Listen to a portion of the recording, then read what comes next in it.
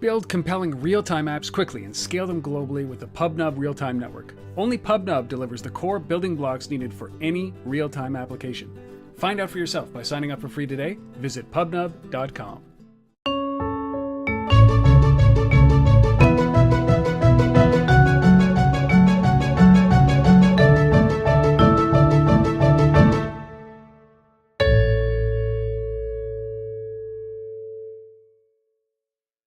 Hello, everybody, and welcome to Untethered.tv. I am your host and founder, Rob Woodbridge.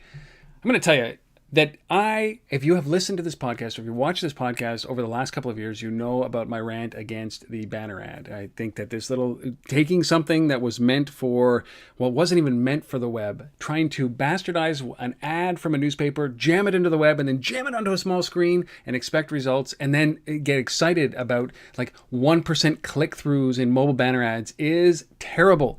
I've always talked about the fact that I think that if this is a device that is so powerful and so personal, it should have a 100% click-through rate or engagement rate at the end of that. It should get the right 10 people in front of you. And there's a company out there that is doing this. I'm proud to say it's led by a Canadian. It's Brian Wong. The company's name is Kiip. I'm going to give you a little bit of background about Brian because he is a graduate. He's got his bachelor's of commerce degree from the University of British Columbia. That's UBC at age 18.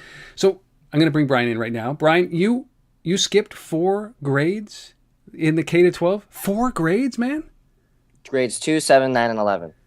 Okay, 2 okay. 7, tough. 9, wow. I skipped the grade, but it was just... Actually, I made it through grade 9, but I skipped grade 11. Like, I just didn't go. That's the difference, right? Like, you skipped it I found ways to figure it out. The BC education system has a lot of interesting programs to help enable kids who want to skip to do stuff like that. I mean, it's pretty remarkable. Now, I'm going to be honest with you. You were the type of guy that I didn't really like in high school, right? But you were the guy that I knew at some point that thing, I don't know, the switch shifted in my head, and I knew that at some point it's like, oh, the reason I don't like that guy is because I'm going to end up working for him, right? And I think that's ultimately what it comes down to. Is that I'm not saying I don't like you, it's just that my perception has changed. But okay, so you've been awarded a 20 under for Canada. You are Business Insider's top 25 in Silicon Valley and 18 most important people in mobile advertising. You're a Forbes 30 under. Like you are, like you've also, I think you had it on TechCrunch that you were the youngest guy ever to receive venture financing. I mean, these are accolades that are pretty tough to live up to. So all of these things that you've done, you've skipped all those grades, you graduated early, you did all this.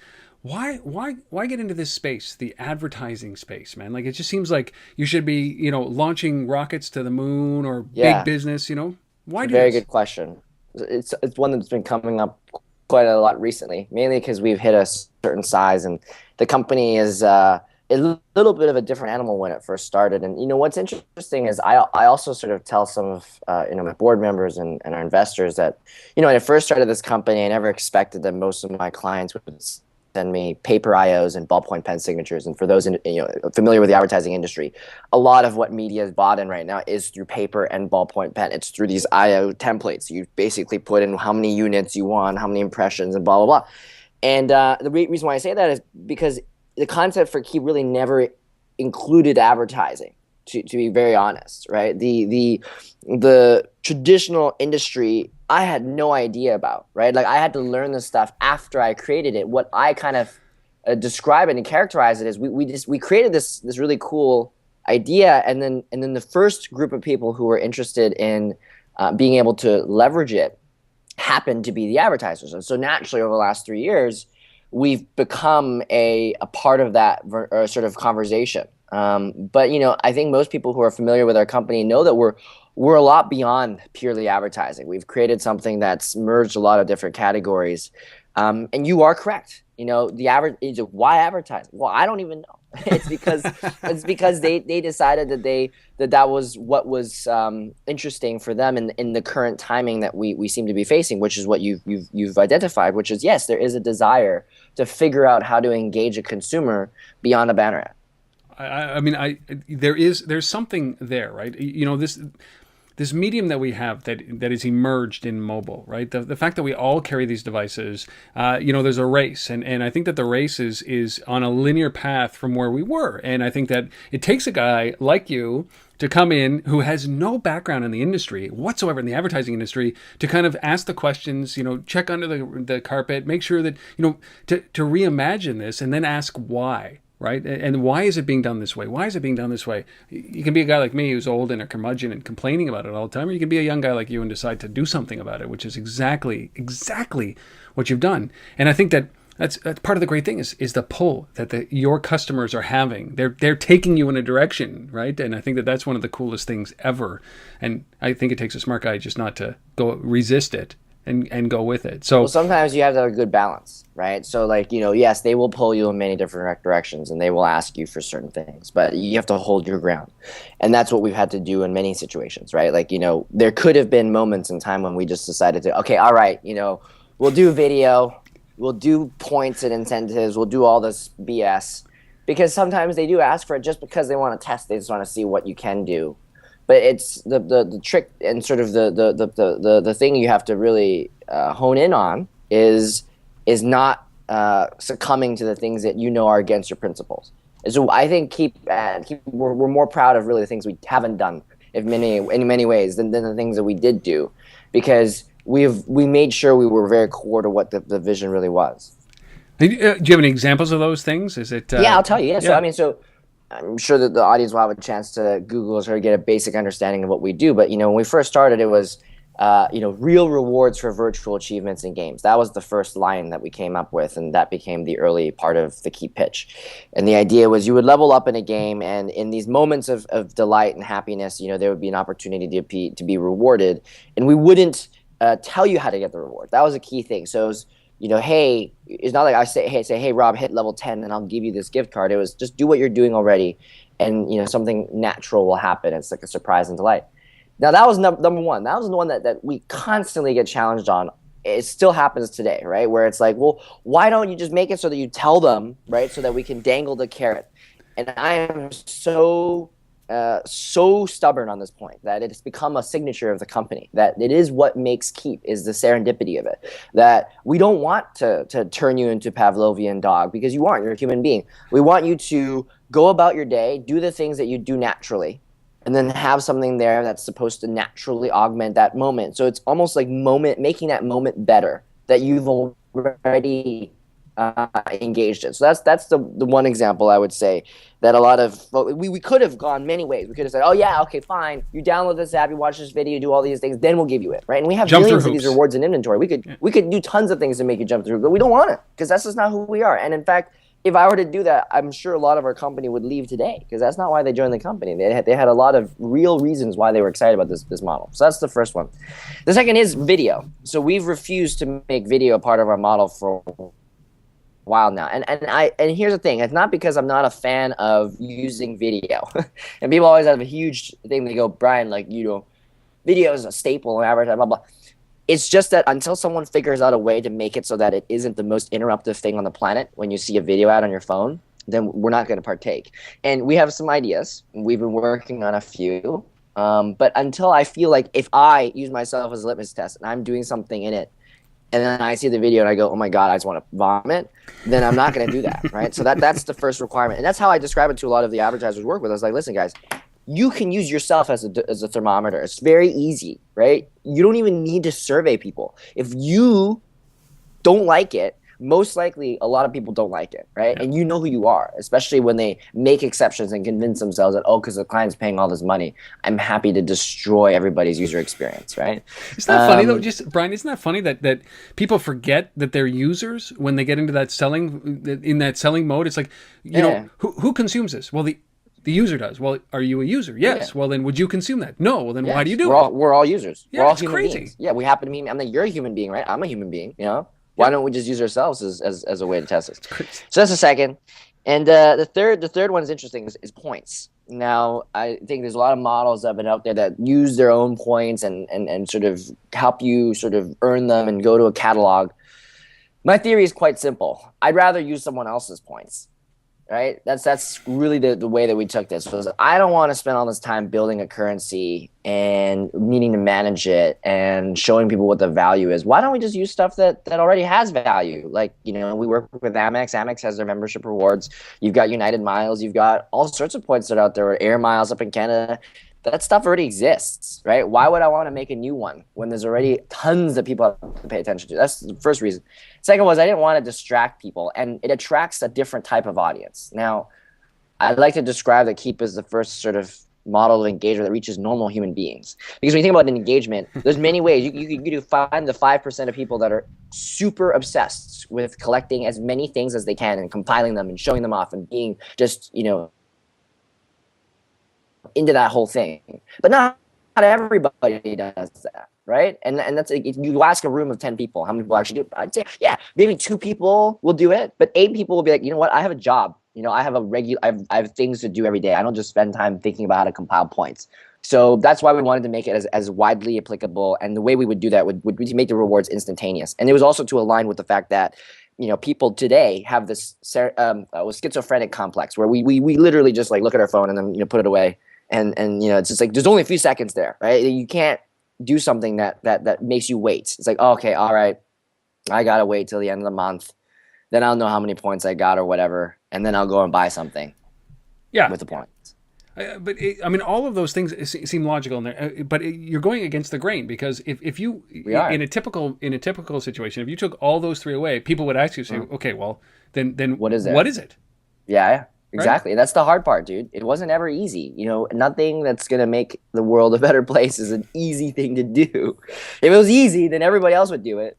So what we decided to do was let's fight this. Let's make sure people realize that the whole point of this is not to advertise to or show something to or display something or get impressions or increase uplift and all this stuff. The whole point is to create a relationship with your potential customer, right? And you create a relationship through something that's genuinely human. And the way it's human is by making it reciprocal, by making it serendipitous. These are all very human things. We just compare it to how you interact with your friends and your loved ones. It's super simple. You don't just, you know, when you go into a conversation at dinner go, hey, would you like to work with me on this project? Hey, can you help me move? Hey, can you help me move? Hey, can you help me move? No, it isn't. It's, hey, let me just be a human being and talk to you, interact with you, spend time with you. Reciprocates, you know, sort of surprise you. This is just how we interact with each other. Why can't brand the same? And the other thing I'll say is you have these very big CPG companies, right? That every one of them, I challenge you to look for their mission statement. Every single one of them has something in their mission statement about improving consumers' lives, right? This is what they do. Yeah. At least they convince themselves that that's what they do too, which is fine. At least they're trying to. And the thing is, their advertising doesn't do that. The advertising shits on your life, right? So I was like, if your products do this, or you want your products to do that, your extension of your product, which is your advertising, right? How you reach people, how you tell people what it is and what you're about to buy, that method should also help improve people's lives. And the other thing I will say that I got frustrated by the other day, I was talking to this app developer, and I won't name any names, but they know who they are, is, and they even admitted that they had a little bit of a problem, was that, you know, they're like, oh, I really want to make it so that people have to complete this ad or do this because otherwise we won't make any money. How do we pay the bills? And I'm like, so you're saying that you feel like you have to destroy the user experience in order to pay the bills? They're like, yeah, that's just the equation, right? I mean, this is how it works. Like, but you don't have to accept that fact, right? Like, let me be the shining light. Let me explain to you that there has to be the solution where everybody wins. And that's when we decided to introduce what we did. But there are people that still feel that that's the case. And that's not just a small percentage. There's a large percentage of people who go, yeah, okay, all right, I don't really want to put these ads in there. But all right, I got to pay the bills. I got mouths to feed. And I'm like, that's not the equation you have to abide to. That's not a law of physics. That is a human-made thing that we can absolutely change. It's so refreshing to hear you speak. From my perspective, is that I've been on this crusade against these banner ads, and as I've said, how are you perceived when you walk into a room and you have these conversations? Because you're a very candid guy. I mean, my guess is that the things that you're saying to me right now, you've said 1,000 times to other people, and it doesn't matter who that audience is. You're saying it, right? So it's open and honest, and I love it. How are you perceived from the establishment, if you will, the ones that you're encroaching on? You have to be careful too, and and this is what I try to explain as yes, you have strong opinions about things, and to who you end up talking to, it depends on the audience. Yeah. There's a certain way that they want you to tell them, right? And especially you think about a guy who's been in the industry for dozens of years and is just been a staple and has done many things in his career or her career. The whole point is you're not trying to tell them they're doing it wrong. You're just trying to tell them that everything they did in the past was wrong. You're just telling them that the audience that they're reaching and the way we consume media now has completely changed, and there has to be a different way to approach it. So how am I perceived? Well, in the beginning it was kind of difficult, because people were like looking at me like, I had a third eye, and I look like I'm 12 as well, right? So it's not like it's easy for them you're not to much older accept than that, this. man. Like, I mean, Yeah, when exactly you started the company, I mean, I should draw attention here. It's July 13th, 2013. This is the third, exactly to the date, the third anniversary of your incorporation. So you were 19. In about an hour and a half. Yes. Well, and I'm 3 hours ahead of you, right? So yeah, exactly. it was so you were 19 starting this company, fresh-faced 19-year-old, so I can understand. And you might have been talking to people in their late 40s, early 50s that have been in this business for 30 years, 40 years, doing this exactly the same thing and over again, and you come in and say, "No way, that is wrong. It doesn't work." Was very lucky. It was perfect timing, though. Facebook, the movie just came out, right? Everybody was kind of like, okay, maybe this young guy has something interesting to say. And so that's what helped me get in the door and at least have these conversations, was that people were like, okay, he comes from the generation, so let's give him a chance, right? So that's the first. And then obviously over time, we've managed to assemble a pretty awesome group of investors, pretty awesome group of customers. We have investors like IPG, which is one of the big ad holding companies on the planet. It's hard for people to ignore that. And so once we did things like that, then we started to get some real interesting attention, and also the way people, though, however, interact with us now. And this is something that one of our newest sales guys who just joined us in the West Coast just told me, is it's like, I've never been in meetings where people actually ask me, what can we do together? Right? Like, let's come up with, let's do something. Like, it's almost like they want to collaborate, and I'm like, yes, they do, because they know that there's a desire on both sides to do this, and the solution is there, so why not just go for it? And rather than like, you've heard, I don't know if you've heard of this in the advertising industry, this is the butt end of the jokes, are like, people, there was a company actually at the end of the year last year that did this RFP contest, where request for proposal, where RFPs mean potential money, and they were like, send in your RFPs to our company, and one lucky winner will win a trip to Vegas with a group of her friends or his friends. So they put an incentive around just submitting an RFP? Around just sending RFPs to them. And that company became a bit of a what's that word? They were made an example of that. This is the type of shit that's wrong with our industry. That you have to do stuff like that, and then do sunglass parties. I don't know if you heard of those, where you basically like sales guys will buy out an entire sunglass hut for a few hours and bring in a bunch of media planners and say, hey, pick any sunglass you want. It'll be completely free. I'm not even kidding. This is real, dude. This is real. It still happens. Yeah, that is why this stuff is wrong. And then so for the first time now, we're walking in conversations. They're like, wow, like, this is amazing. We love what you guys are doing. We're like, oh, my God. And then you have CMOs that come up to me now that are like, this is amazing what you guys have created, and owning the moment. And so the positioning, I think, that we've done recently, as of late, in the last 6 months, and I wrote this blog post on LinkedIn about it. It was great. I happened to be lucky enough to be on that influencer program, and it got out to many marketers. And the new positioning and something that's really just resonated, and it has been Kiip for the last 3 years, but we finally figured out how to describe it, was owning the moment, right? And marketing, and then literally 2 days ago, Adam Bain from Twitter, the CRO of Twitter, goes on USA Today and on record, and I'm not saying that I gave him this line, although maybe I did, because I did meet with him a month ago.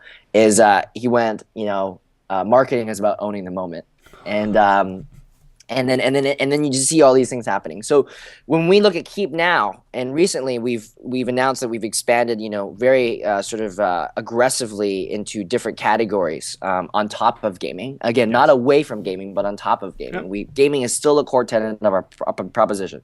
But we have 5 verticals now, including health and fitness, food and recipes, music, and productivity.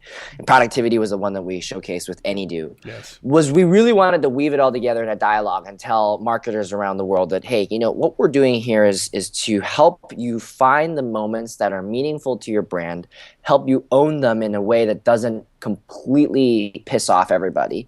And the way you do this is by, again, reciprocating and being useful, right? So an example that I would give is, all the ones that I mentioned in the post are awesome, but the one that really I thought was indicative of where we're heading as of late was Campbell's, and what we did with an app called Recipe Search. And essentially what Campbell's did was, we want to own cooking moments, which is what they said. And I was like, awesome. So let's find every app that we have that's got recipes in it, and when someone bookmarks a recipe, that's definitely a cooking moment. They're about to go cook it. I don't think you would just bookmark recipes for fun.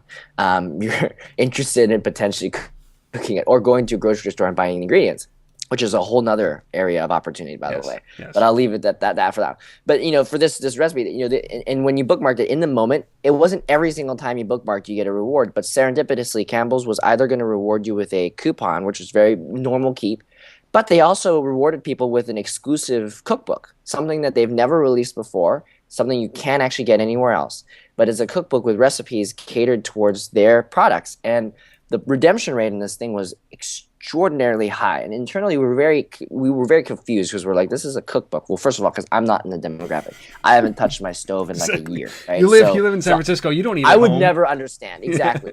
But I was like, that's interesting, because it is true, right? Like, this content is useful because you happen to be in a cooking mindset, right? And let's figure out how we can leverage this. So that was just one big example of this. But when you think about owning the moment throughout the day, and you just say, like, what moment would you like to own? And you help showcase this in a visual, and I had the visual in my blog post. People just, their eyes light up. They go, and I remember spending time with a very large CPG about a month and a half ago in London, and they were like, well, you know what? This is not even new, to be honest with you. I'm like, I don't think this is new either. They're like, yeah, it's because we've been thinking about this, about how we do our traditional product development. Right? They go, well, when I create shampoo, right, what moment is this going to be part of? Well, it's part of, beauty moments, thinking, your clean moments and morning moments and evening moments. So it's already a part of how they think about it. So it's not new, right? And that's what I need to reassure people. And this is also why, to answer your original question, why people are so receptive to it, is because I'm not coming in and I'm saying, let's make up a whole bunch of new stuff and say that everything that you've learned in marketing and you've done tried and true and sold billions of dollars worth of product on is wrong. Yeah. Well, let's just take what you've invested into, which is many ways is your product, your messaging, your brand. Let's help you extrapolate this and move it into an area that looks and appears foreign, but is actually not, because we all experience these moments. We all know what the moments feel like. So I chose something that people could relate to. And the last point in this is that it's actually very much so trans device, if you think about moments. And this is why they feel it's more something that they can align themselves behind. Is you don't just experience moments on your phone. You experience it offline. You experience it on your desktop. You experience it on your tablet. So it's a common element that's going to be across these devices. And so that's a little hint of where we're going. But it's also very, very indicative of why people aren't, vomiting when they hear this. They're very happy about it. Good way to describe it. They're not vomiting. I mean, in that Campbell's example, was it them that came to you and said that we're in the cooking moment? Yes. How can you help us? It was. Yes. Okay. And this is why I love some of the brands we work with, right? So, I mean, obviously all of them I love, but there are some that happen to come to me with these amazing ideas that actually create business lines for us. So Pepsi was an example of this when they came to us with an idea of owning fitness moments, and this is how we launched a fitness channel with Propel, one of their energy waters. And this was just an example of how, collaboratively, if you set the mind, if you make the mindset correct, if you set up the conversation in a way where it's not just talking about, oh, well, how can I buy these impressions more efficiently, and where's your pixel tracking, and what's your demographic, DMA, blah blah blah. Like, that conversation is not fun, and it's not one that people want to do anyways. It's not like you enjoy doing that all day long. You want to feel like you're creating something that is truly aligned with the consumer that you're trying to reach. And so when we ended up coming up with this cooking thing, internally everybody's, mind started to churn, and we were like, this is so cool. Let's look at all the other areas. And that's when the ideas started to blossom. Do you think that it's like, I mean, I'm in love with this conversation, but do you think that let me restart that question, because it's a bigger question, is that, when you're a marketer and you are trying to attract some people, and you draw out the your customer, the prototypical customer that you're trying to get after. So you draw, Jane Doe, John Doe, characteristics, demographics, psychographics, all those kind of things, and you put that on a board and you say, this is who we're targeting. Are we in this mode where we're going to condense it down to it doesn't matter the person, it's the outcome that they're trying to achieve. It's the moment. Is it that big that we're just shifting completely away? And how long has that shift been on for? Oh, it's been going on now for a few years, right? And it's been exacerbated by sort of the more real-time nature of how we obviously interact with anything, right? So, now that the devices are more connected and, our interactions involve real-time response, wearables, these things are starting to creep up. But for a while, because of the phone, very much so was the case. But the way we really explain this, just so people don't need to feel confused, is when you look at your phone, you consume your phone in a series of moments, right? You're in a moment of need, and so you use your phone, right? I'm hungry. I'm gonna load Seamless. I don't know there's Seamless in Canada. Is there Seamless in Canada? Okay, no. Seamless is it's like a delivery service. It's for food. It's an online aggregation of it. So just tell you, if I feel productive, I'm gonna load up my Anydew app. There's sort of these things that come up. So it's an overall thinking shift around, and how I would describe it is really the human revolution, and that we're now realizing just how much more human these devices are, and they're very intimate. People spend a lot of time complaining about how tiny limiting the screen is, but I feel that because it's one of the most intimate devices we've ever owned, it's actually one of the best opportunities for brands to create intimate connections with their consumers. Absolutely. And it's something that allows you to feel like you are actually being helped. This is actually something that's helping your life become better. So that's a big piece of it. But what I would say is, when you look at advertising in general, there's this I think it's just the way people are responding. I joke about it. Like, if I ask a girl out 30 times and she says no, if I ask her 100 times out, does it make any difference? Probably not. And that's kind of the same way that banner ads and display have been oriented around. But let's just break this down for a second, because I like to explain things and why. Some people obviously feel the same way, but there's a reason for all this. This is the type of learning that I had to go through the last 3 years.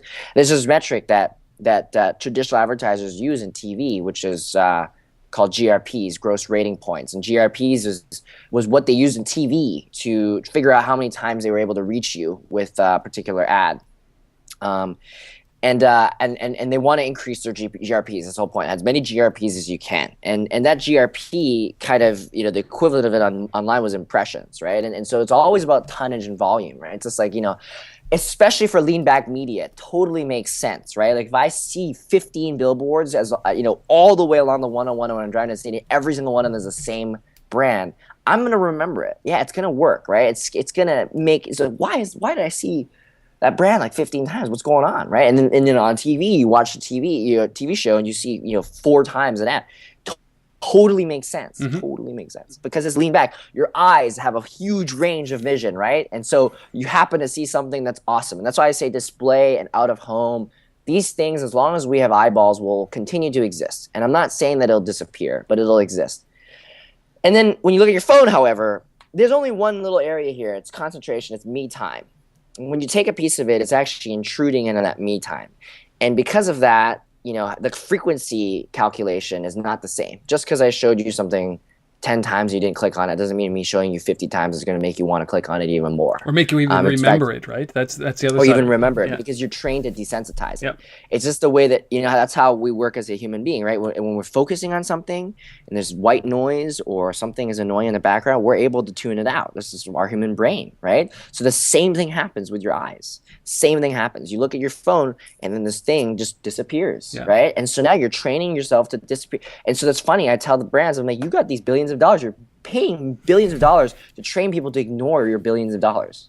And then the other thing you're doing is you're paying billions of dollars, and you have opportunities, actually. And this is how I frame it in an opportunity. This is also why sometimes they're more receptive. I go, listen, these billions of dollars you already have this power, man. And you should use these billions of dollars to create billions of moments of delight, not billions of moments of annoyance. And then when I say that, they go, whoa, I feel like my job has more meaning now. And I'm like, your job already had a lot of meaning. What was the problem was there's this mentality of the tallest blade of grass gets cut first. And that still is the case in many agencies. And what I'm excited about and why I'm so thrilled and how we've created this revolution, I will attribute it to some of the things that we've created in agencies, is now people are thinking about how do we, the innovation is sexy. Coming up with something that people are going, wow, that's a really cool execution, is less risk now than it was before. Because if you were to come up with a crazy out-of-home experiential marketing campaign and you executed on it, if it effed up, you're messed up, man. You have no way of pulling it back. But if you throw out a rewards campaign and something doesn't seem to jive well, you can immediately turn it off or change the creative. The technology enables you to do stuff with very little opportunity cost in terms of things messing up. And so that's the type of thing that now people are starting to realize, is that, oh yeah, I could do this stuff in real time and change it around, blah, blah, blah. And I could learn with my consumer. And that's the big difference that we're seeing right now. What about, I mean, how many customers can you realistically have? Like, so you have Pepsi for the fitness side. Can you bring somebody else in, like Gatorade or well, Gatorade brand? is owned by Pepsi. Yeah, I know, exactly. Yeah, and then Powerade is owned by Coca-Cola, and you've got tons of, fitness is general healthy living, right? So you have tons of brands that are all around. But can you bring them all in? I mean, is there like, are you worried about having Pepsi and Coke under one umbrella of fitness? Well, this is the best part. Brands are already aligned to figure out how to own their own unique moments, right? So even like the most undifferentiated product category on the planet, which is soda, right? You have you have brands that will have their own if I mentioned Sprite versus 7-Up, there's a different positioning to it, right? So there's ways that they want to own their own unique moment. So you can slice and dice it in however way you want, right? And so that's why for us it's like and you add on other stuff like time. Right, time of day, right? Yep. So not only do you want to have moments, but absolutely. But the moment's happening, but what time of day do you want to own this moment? And where are you? A Tropicana, and where are you? And you think about a Tropicana, right? You want morning moments, right? And you want energy moments. Those are two things. A Tropicana. You want healthy living moments with the calcium thing, like you're replacing milk. Their whole premise was like, this is a good alternative to just drinking milk in the morning. You have Minute Maid and how they wanted to be a part of healthy lunch, and these are things that are just. And then it's all seasonal, right? So you have it always sort of tweak a bit and sort of it'll still be around their core brand promises, but it'll always be unique. So you're right in that sometimes there will be overlap, but with still so many brands and so many moments. I mean, we're tracking almost 500 million moments a month now, right? So there's tons of these. 500 million moments. Yeah, and these are unique moments. These aren't impressions. So vanity metrics aside, which people always use in advertising. Oh, I got 30 bazillion impressions in our network. You're like, good for you, but 99% of them are shit, right? Our flow through, they fly by. Yeah, and nobody it's notices like you were them. just tapping. Like an impression could have been you just scrolling through a slideshow. Yeah, and that's not an impression. What we said was, let's find the moment in which it matters, and that becomes the key thing that you that matters. So you have 500 million of these now a month, and so for us, it's like we're constantly seeing these opportunities. And this is actually why, when you look at Kiip as a company now, 3 years later, what is the value that we have created? Yes, we have this really cool model of reaching consumers in a heightened sense of emotion and attention. We have this brand we've created that creates trust with the consumer. People actually want to redeem from us. We have amazing team. We have this 250 brands that are working with us now. And it's like, that's great. But what else have we created?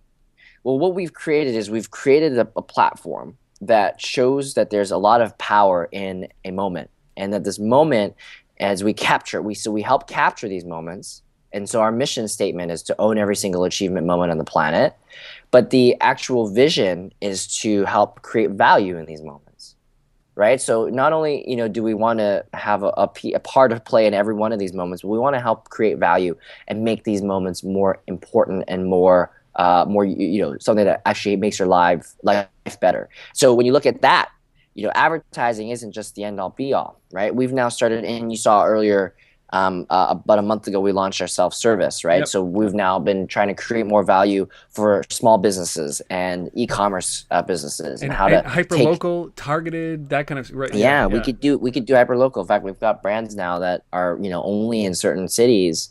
Like Uber, for example, right? Mm-hmm. That only reward you as you are, if you're in a city that has Uber in it. So just basic. And then they have a campaign now running in Singapore because they just launched in Singapore, and it's a great way for them to start acquiring new users there. So for us, it's like There's so many opportunities in the moment. The Uber work, that's not a brand thing, right? That's not an advertising thing. That's a user acquisition thing. That's a consumer, that's a conversion play, right? So there's definitely different customers that we want to continue to work with. And so now that we've showcased the true value of this moment, that this moment is very powerful. Now it's about figuring out what other areas we can be a part of. And that's kind of what we started to do with the release of self-service and all the other things that we're putting together.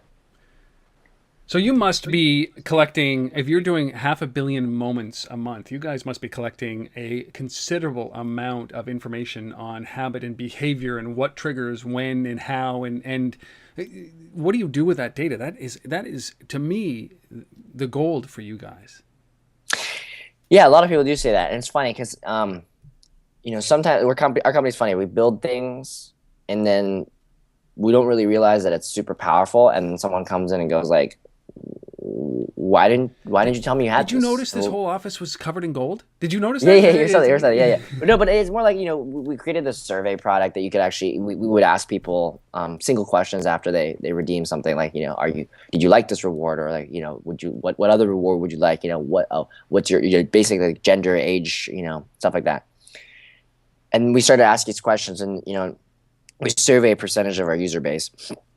And we've got all these really interesting pieces of information. We actually use it to make the rewards more relevant for you. So that's the number one thing we use with the data is to make the user experience better, right? I mean, last thing we want to do is make it so that it's we sell it off or do something that's kind of creepy. No. We just this is not our company, right? This is not who we are. So that's number one, and trust with our users. And this is also why, by the way, that we branded Kiip.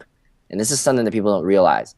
This is why we put a Kiip logo on all of our reward units and emails, is because we wanted to, and anybody familiar with branding, but brand is a promise, right? A brand is a promise that you will deliver a service or a good.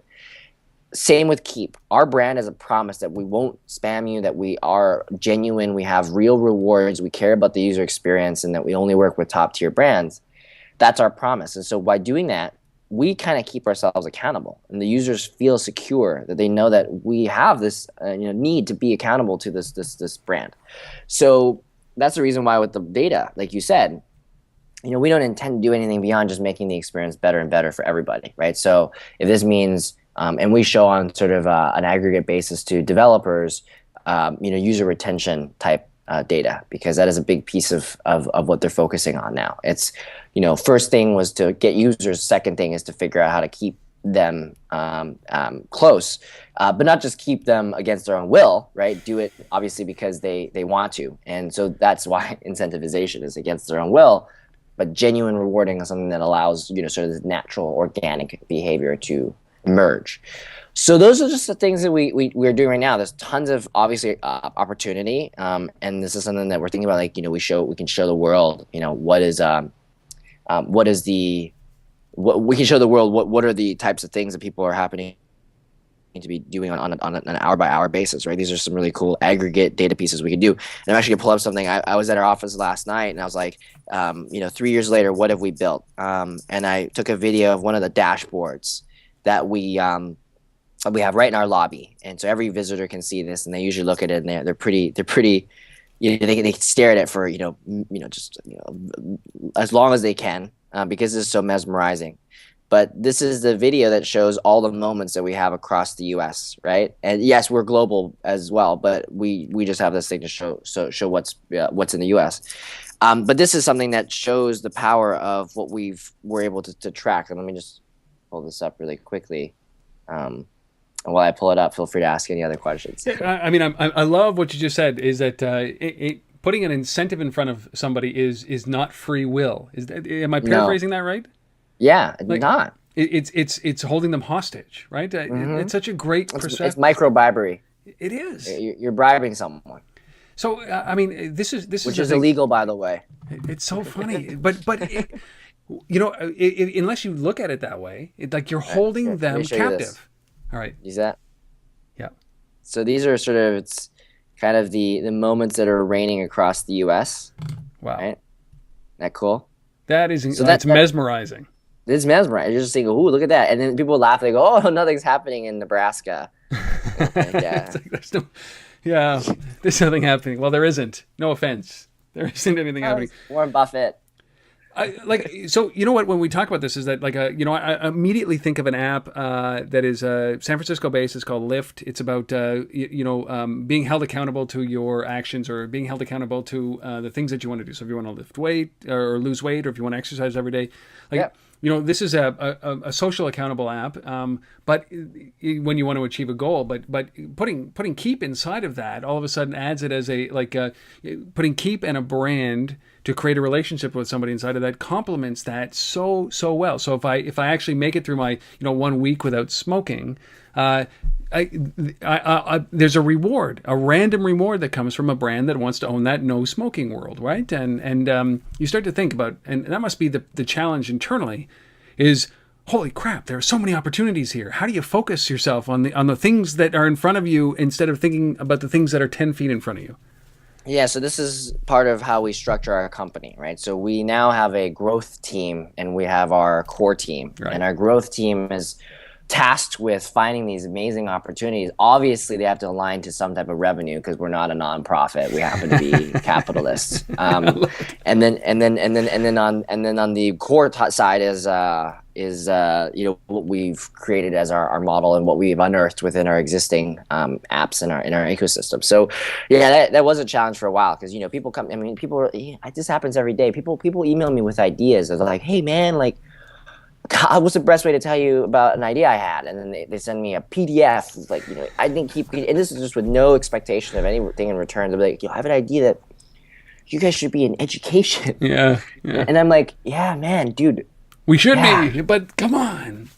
No. And I'll be like, we've thought of this, right? Yeah. Like, think about the late nights we have as a team, and everybody's like, dude, like, what if we were like, when you finish a lesson or like and someone's like, oh yeah, what if you like, hit your mileage goal in your car, and what if you brush your teeth on time, and all these things.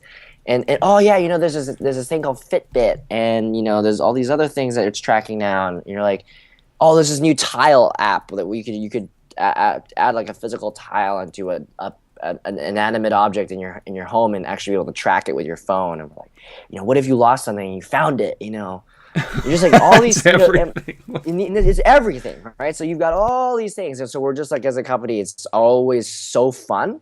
But that's my job. My job is to make sure we don't get carried away. At what point did you bring that team in, that kind of forward-thinking team?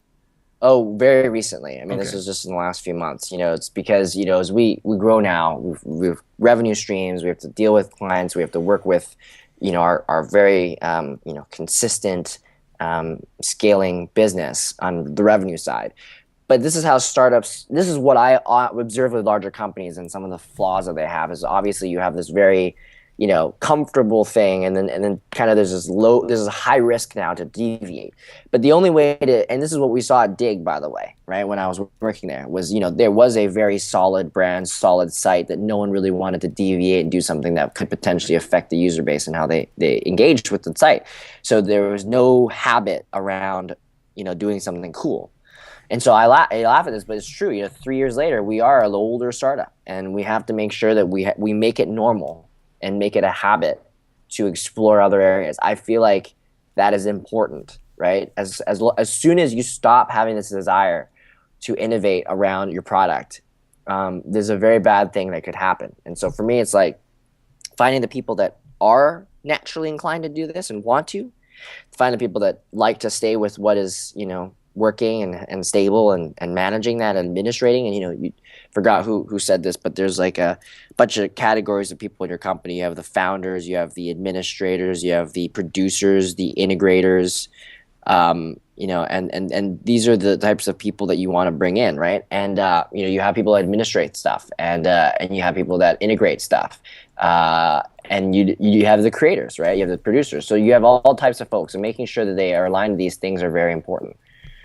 How do you I got to know this, is that as you're going through this growth process, and you're establishing the business, like you're three years in, you're transitioning into a revenue first company, and then you're also keeping your eye on the future. How do you defend other companies from coming into this space? Because it seems to me that at some point over the next couple of years, even the Luddites in this industry are going to look up and go, oh, Yeah, that's beautiful. It's poetry, man. It makes total sense. We're going to get into that business. So how do you defend your market right now? Because it seems like it's a concept, right? First and foremost is the brand. People forget this, and it's the most defensible because it's unique to you and no one can copy you, or else it's so blatant it's not even funny. So someone actually created a company called Kiip, which actually someone did, uh,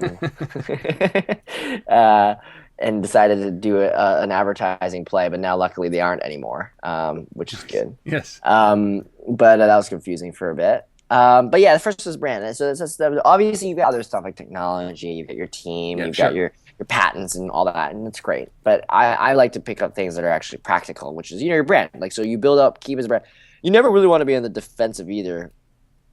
Someone came over to the company and spoke once, and we were like, and I forgot where he was from, but it's like you look through the windshield or you look through the rearview mirror. You want to always be looking through the windshield, right? Yeah. And so we always joke around the company now when we're like talking about like something that someone else did. We're just like windshield, and then we're just we're back on windshield mode.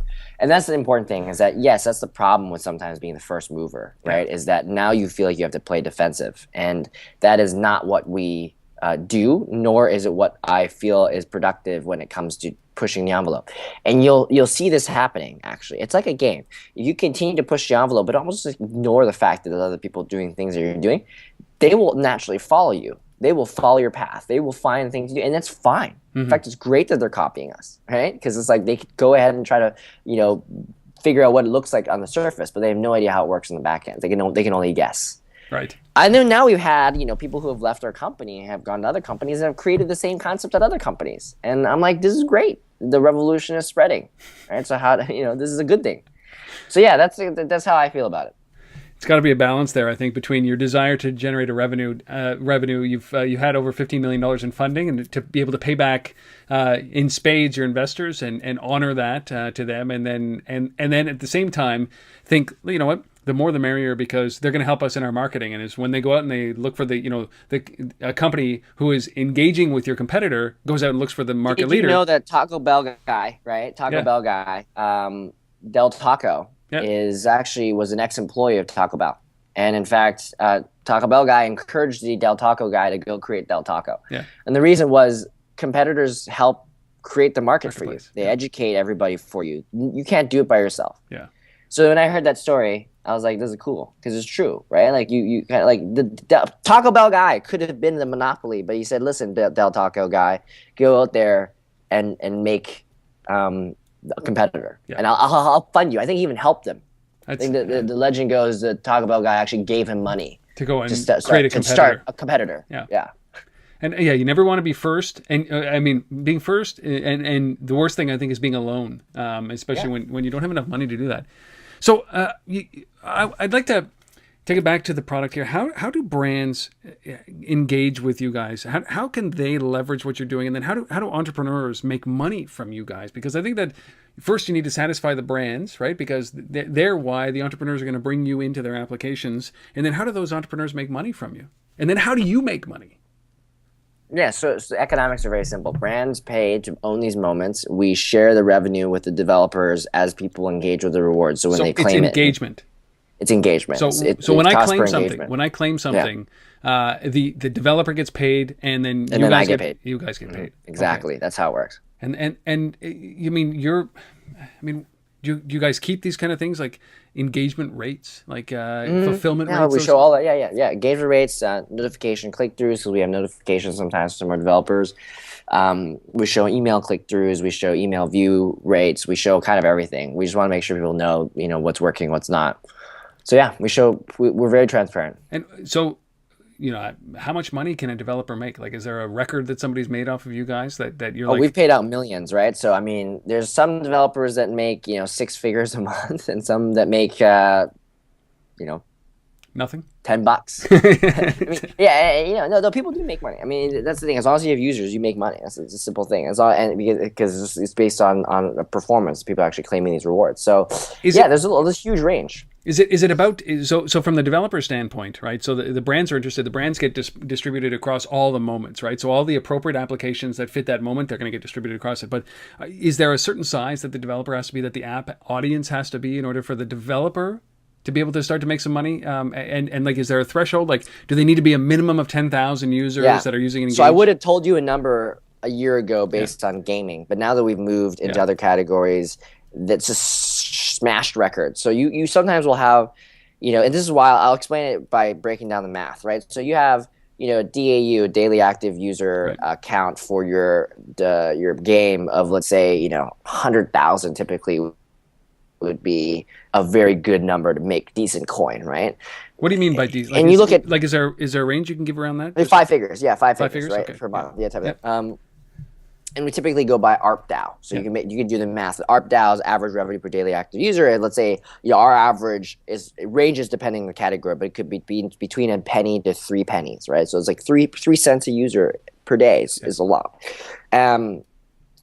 So what I'm talking about is apps now. So you look at to-do list apps. Good Lord, it's insane. You look at these numbers. I can't even. So now you have efficiency rates that are magnitudes higher. So let's say if an engagement rate was a certain percentage on the game, in to-do list apps, it'll be like 5x. Yeah. So if it's 5x, that means that you could have 20,000 DAU and still be making the same money. Yeah. Right. So that's what we've realized, is that because the usage is different in games, is different because you're playing. There's a different schedule of your interaction, but in to-dos, you're very calendars, you're very thoughtful. You're like crossing your thing off. You're kind of reading things and being thoughtful about it. That's the reason why it's a different flow and a different user engagement environment. Do you charge differently based on the engagement that that the apps will have? Or it's different based on the category as well. So, food and recipe is claiming the highest right now because it's moms, right? Yeah. And it's very lucrative demographic. Yeah. It also depends on the type of targeting that the brand wants. So if they want to find everybody who's running in Alaska, that's a good. First of all, no one. And second of all, it's going to be outdoors. I don't think so. Outdoors. No, not gonna happen. It's like being in Canada and running in outdoors in the winter. There's nobody there. So targeting is definitely like one that determines the range of the price. What about emerging areas now that you're starting to see? Like, so I have a good mix of audience here that listens to this thing, and they are developers, they're entrepreneurs, they're investors, they're all these different mixes. But I think that they're all looking for the great opportunity, obviously, to put their finger on the pulse. And so, I mean, are there things that you're seeing that are emerging out of the statistics and the people that you're working around? Yeah. So there's a lot of biotech. There's a lot of like more, and what I mean by that, or maybe that's not the right word. It's more like creating human phone interfaces. So there's this company called BioBeats. I don't know if you've heard of them before. They're pretty awesome. Basically, they figured out a way to take your camera and the flash on the camera. You put your thumb on both, and the light lights up your thumb, and it can actually use the camera to detect your pulse. Wicked. Yeah. It's crazy. But that's a really unique interface, and that's creating a lot of opportunities because the opportunities of knowing someone's pulse from your phone is ridiculous. The other trend we're seeing is what is it? What did I see recently? Because we get a lot of app developers we just had our build fund as well. So we had $100,000 pool of money that we're giving to 10 developers, and we saw a lot and the theme was creators. So like unique concepts of things that people have never seen before. Oh, one thing we're seeing coming up lately is rehashes off of models that are similar to Snapchat and Tinder. Now, I don't encourage people to do these two things, but the concepts that those two apps brought to the table were sort of this notion of fleetingness and ephemeralness, and then Tinder is more about serendipity, believe it or not. Like for those unfamiliar with Tinder who are over the age of 30, because anybody over the age of 30 has no idea what Tinder is. Yeah. It's like a hookup app, but the reason why it's been blown up is it's so fun. It's about serendipity. It's like you don't really know what's going to happen. It's just like real life. So it's like mimicking real life is a big one. So those are the trends. And the other one is, just the stuff, everything that Elon Musk is doing. So alternative energy and space flight and space. Yes. Yeah, those are the two, and robotics. Those are definitely coming up more lately, and we're seeing a lot more mobile reflections of that as well. So it's like real-time communications and the most insane things that you can think of it from a scientific. Well, no, like I mean, like space and electric stuff seems so crazy, but it's actually very real. I obviously, because I live in San Francisco, it's crazy. You live in here. One in every 10 car is a freaking Tesla now, right? It's crazy. I mean, everybody drives a Tesla now. But you know that being Canadian, that's a microcosm. San Francisco is a unique spot, right? Oh yeah, not real. But I'm saying it's San Francisco is a few years ahead of many other cities in the planet. Every but city, it will happen. It will happen. Man, I feel like I've taken all of your day, Brian. This is a Saturday. We're doing this on a Saturday. Is there anything that I haven't asked you that I should have asked you? That I wanted to ask you about your funding, but I also want to. Maybe one question here is that 55 people. You guys are 3 years in, 15 million in funding, all the promise in the world. Is that good growth, moderate growth? Are you where you want to be as a company? I mean, how I don't like to measure company size in number of people, but I was explaining before we went live here is that Ottawa is the home of Shopify, and I have watched those guys basically cast a wide net, and basically 1 out of every 5 person in Ottawa works at Shopify now, right? And then 4 out of every 5 people in Ottawa work for the federal government, right? So it's a Shopify is a big time, and I'm being facetious. I mean, IBM's here and a whole bunch of other guys, but it seems like they've just grown in leaps and bounds as it happens. And 55 people with 15 million in funding. Shopify's at 20 million, 22 million. Are you where you want to be with that? Are you slow in hiring? Are you deliberately slow in hiring? Everybody's unique, as you've acknowledged, and I'll go as fast and as slow as I want.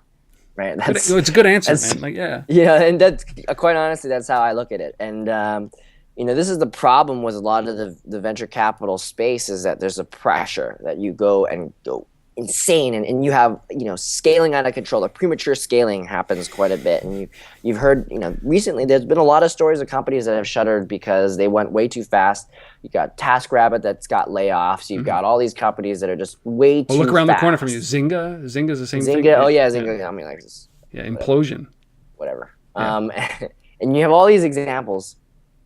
So that's what I tell people. And then here's the thing: you're never going to ask an entrepreneur, like, "Are you guys not growing?" Right? Like, why don't you tell everybody you're not growing? And it's like every entrepreneur you talk to will go, "Yeah, shit's awesome. We're killing it, blah blah." What I will say is this: we're no Snapchat, right? We're not like 80 million on $800 million valuation. We're certainly doing something very exciting that's growing insanely fast, right? And we're all passionate about it, and I think, and you're enjoying building the company, and I think that's one thing that we have to look. And this is also, I think I wrote this in one of my posts on LinkedIn. I was like, staying energetic as a founder. Stop reading the news so much, and I'll tell you why. Because what happens is you end up seeing all the other shit. That's all lightning strikes, right? Like TechCrunch covers lightning strikes, and this is a message to Canadian entrepreneurs as well. You can't judge yourself based on lightning strikes. You got to look at what you've got in your own environment, and then ask yourself if you feel like you're doing enough. And that's the number one indicator. The minute you feel like you're reading news and you're going, "Oh, that was a bit," that's great. And guess what? People win the lottery every day, right? But you're not winning the lottery, and you're a normal human being. And I consider myself lucky even getting into the spot in the first place. So I do feel like I've won the lottery in many cases. So I'm not complaining. God, I love it. Brian, so I was impressed when I saw you at Mobilize a number of years ago, right when you were probably starting up the company. I'm impressed, more so impressed right now. You are, well beyond your 22 years. I was telling Brian that when I was 22, that was 1992. That was a year after he was born. Blown away by this. We're going to send people to Kiip. That's KIIP.me. Kiip me. Yeah. And we have Kiip.com too, by the way. So Kiip.com. Good. Yeah, we got everything. Well, that's what happens, right? You build to a certain size, raise a little bit of money, and then you can buy the domain, right? And I see that happen all the time. That's why I only have untether.tv, not untether.com, because the guy wants too much money, and I can't afford that. But so go to Kiip.com or Kiip.me, KIIP.me, or Kiip.com, same thing. And try this out. If you're a software developer, if you're a mobile application developer, this is a very unique approach. This is an incredible opportunity for you guys to actually get deeper engaged with your customer by giving them, surprising them. with rewards and not setting an expectation of rewards. And I think that's the greatest thing. I tell my kids every day is that the age of anticipation is beyond us now, because they can get anything they want at any time on demand. And I try to instill a little bit of serendipity and surprise in their lives by holding things back and not always rewarding them, and then rewarding them when they don't expect it. And I think that this is killer. Gary Vaynerchuk just did a video about this exact same thing. Don't wait till Valentine's Day to send your wife flowers. Do it on July 12th is what he said. And it's the same thing with your customers, and the same thing with people who are engaged with you every day. And I think what you're doing here, Brian, is absolutely amazing. Down with banners, up with Kiip. Let's just drive people there. I'll do what I can. Thank you so much for your time. I really appreciate it, Brian. All right. Cheers. We have been speaking with Brian Wong, who is the co-founder and CEO of a company called Kiip. Go to kiip.me. And for those of you who have made it this far into this episode, boy, it is a long one, but it's so worth it. Thank you so much for sticking around. I really appreciate your time, your effort, your ears, your eyes, however you're doing this, wherever you're watching this. Thank you. We'll see you next time on Untether.tv. Brian, thanks again, man. Thank you.